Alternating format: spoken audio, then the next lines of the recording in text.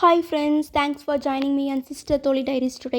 So இன்றைக்கான long வீடியோவில் நம்ம என்ன பார்க்க போகிறோம்னா, சின்னதாக ஒரு ஃபெஸ்டிவல் லாக் தான் பார்க்க போகிறோம்.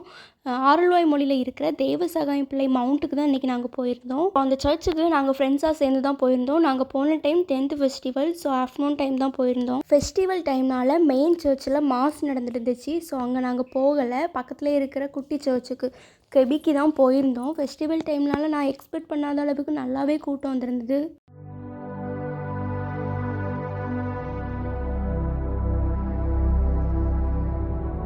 ஸோ சர்ச்சுக்குள்ளே போயிட்டு ப்ரேயர் பண்ணிவிட்டு அங்கே பைபிள் வச்சுருந்தாங்க, அதையும் ரீட் பண்ணிட்டு வெளியே வந்துட்டோம்.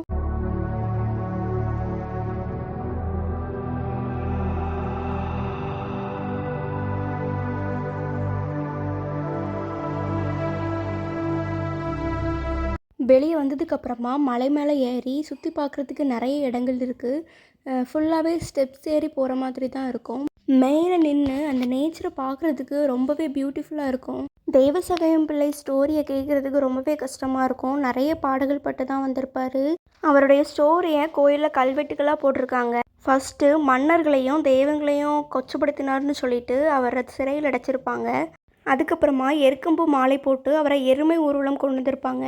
அப்புறமா உள்ளங்கையில் 30 சவுக்கடிகள் கொடுத்துருப்பாங்க தேவசகாயமுக்கு. 8 தாலுகா அதிகாரிகள் முன்னாடி தேவசகாயம் பிள்ளையை விசாரிச்சிருப்பாங்க. கல் தூணில் கட்டி வச்சு அடிச்சிருப்பாங்க.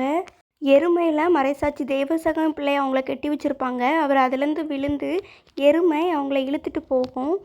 அவரை சுற்றி கொதிக்கிற தண்ணி வச்சு அது மிளகு போட்டு அதில் ஆவி பிடிக்க வச்சு மூச்சு திணற வச்சுருப்பாங்க. அதுக்கப்புறமா மரப்பேலையில் அடைச்சி அது உள்ள எறும்பு போட்டு அவரை கடிக்கிறதுக்கு வச்சுருப்பாங்க. அதுக்கப்புறமா அவருடைய வாயில் கூடையை கட்டி விட்டுட்டு அவரை பாம்பு தேள் கடிக்கணும்னு சொல்லிட்டு அதை சுற்றி உழவ விட்டுருப்பாங்க. கொதிக்கிற சுண்ணாம்பு சூளையில் அவரை நிறுத்தி வச்சுருப்பாங்க. குரங்கோட வலையில் அவரை அடைச்சி வச்சுருப்பாங்க. அப்புறம் கிராத்தடியில் தூக்கி செல்லுதல், இது எல்லாமே ஒவ்வொரு பிளேஸில் நடந்திருக்கும். கடைசியாக ஆரல்வாய் மொழி மலையில் அவரை துப்பாக்கியால் சுட்டு கொள்ளுவாங்க. நெக்ஸ்ட் அந்த மவுண்ட்லே ரொம்ப ஃபேமஸான இடம் மணியடிச்சான் பாறை. அங்கே ஒரு பாறை மாதிரி வச்சுருப்பாங்க. இல்லை கல் எடுத்து தட்டும்போது மணி சவுண்ட் கேட்கும்.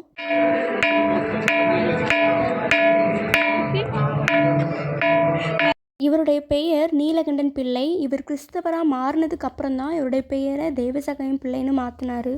இவருடைய ஸ்டோரியை நான் மூவியாக பார்த்துருக்கேன். யூடியூப்பில் கூட வரும், நீங்கள் வேணும்னா போய் பார்த்துக்கோங்க.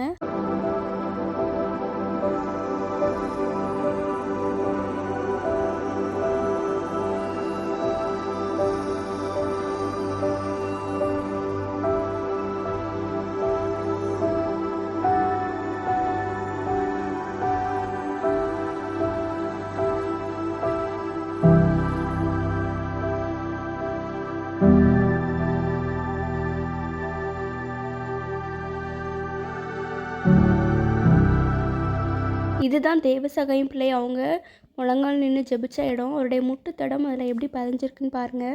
அவ்வளோதான். லாஸ்ட்டாக வெளியே வந்தால் வெளியே நிறைய கடைகள் இருந்துச்சு. அந்த கடைகள் எல்லாமே சுற்றி பார்த்துட்டு தேவையானதை வாங்கிட்டு பர்ச்சேசிங்கை முடிச்சுக்கிட்டோம்.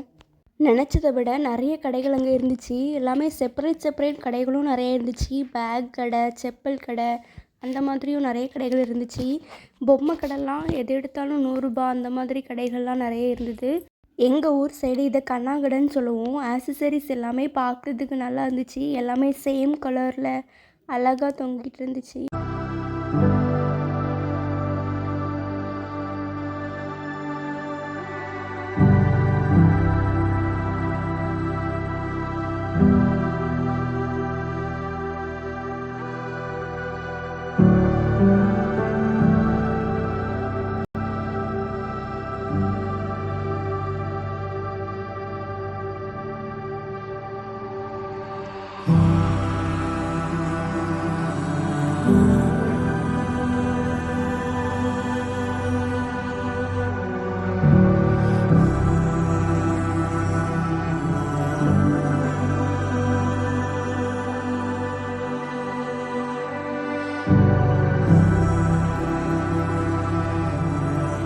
எல்லாமே பார்த்துட்டு வெளியே வரும்போது வெளியே ஒரு கடையில் மில்க் ஷேக் வாங்கி குடிச்சிட்டு கிளம்பிட்டோம். எங்களோட வீடியோஸ் உங்களுக்கு பிடிச்சிருந்துன்னா லைக் அண்ட் ஷேர் பண்ணுங்கள் அண்ட் சப்ஸ்கிரைப் பண்ணுங்கள். தேங்க்ஸ் ஃபார் வாட்சிங். பாய்.